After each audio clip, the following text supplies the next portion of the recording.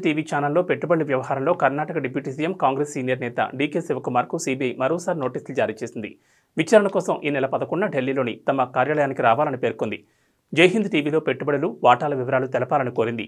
ఈ కేసులో శివకుమార్, ఆయన భార్య ఉషతో పాటు మరో 30 మందికి కూడా సీబీఐ నోటీసులు పంపించింది. కాగా జైహింద్ ఛానల్లో పెట్టుబడులు రహస్యం కాదని డీకే శివకుమార్ చెబుతున్నారు. ఛానల్లో తనకు వాటా ఉందని 2017-18లో దాఖలు చేసిన ప్రమాణపత్రం, ఆస్తి వివరాల్లో ఆయన పేర్కొన్నారు. లోక్సభ ఎన్నికలు సమీపిస్తుండటంతో తనపై ఒత్తిడి పెంచేందుకు కేంద్ర ప్రభుత్వం దర్యాప్తు సంస్థల ద్వారా వేధిస్తోందని ఆయన ఆరోపిస్తున్నారు. కాగా డీకే శివకుమార్ ఆదాయానికి మించిన ఆస్తులు కలిగి ఉన్నారని ఆరోపణలు ఎదుర్కొంటున్నారు. 2013-18 మధ్యకాలంలో ఆయన ఆదాయం లెక్కకు మించి ఉందని 2020లో సీబీఐ కేసు నమోదు చేసింది. పలు అవినీతి ఆరోపణలు, ఢిల్లీలోని ఫ్లాట్లో 8 కోట్ల నగదు పట్టుబడిన వ్యవహారంలో సీబీఐ, ఈడీ నమోదు చేసిన కేసులను ఆయన ఎదుర్కొంటున్నారు.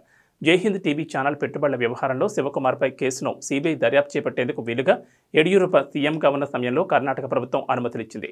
అయితే గత ఏడాది కాంగ్రెస్ ప్రభుత్వం ఏర్పడ్డాక నవంబర్ 20న జరిగిన మంత్రివర్గ సమావేశంలో సీబీఐ అనుమతిని రద్దు చేశారు. కేబినెట్ నిర్ణయాన్ని సవాల్ చేస్తూ బీజేపీ నాయకుడు బసనగౌడ పాటిల్ ఎత్నాల్ ఉన్నత న్యాయస్థానంలో రిట్ పిటిషన్ వేగా విచారణ జరుగుతోంది. పూరా లోకల్ మీకోసం మా ఛానల్ మీ జిల్లాకు, మీ మండలానికి, మీ గ్రామానికి, మీ ప్రాంతానికి, మీ వీధికి, మీ ఇంటికి, మీ వద్దకి, ఎక్కడికైనా ఎప్పుడైనా మా పూరా లోకల్ ఛానల్ వస్తుంది. మీరిచ్చే సమాచారాన్ని అందరికీ చేరువయ్యేలా చేస్తుంది. మీ గొంతుకని ప్రతి ఒక్కరికి వినిపిస్తుంది. మీకు ఎల్లప్పుడూ అందుబాటులో ఉంటుంది మా పూరా local. Your choice for local voice. పూరా లోకల్.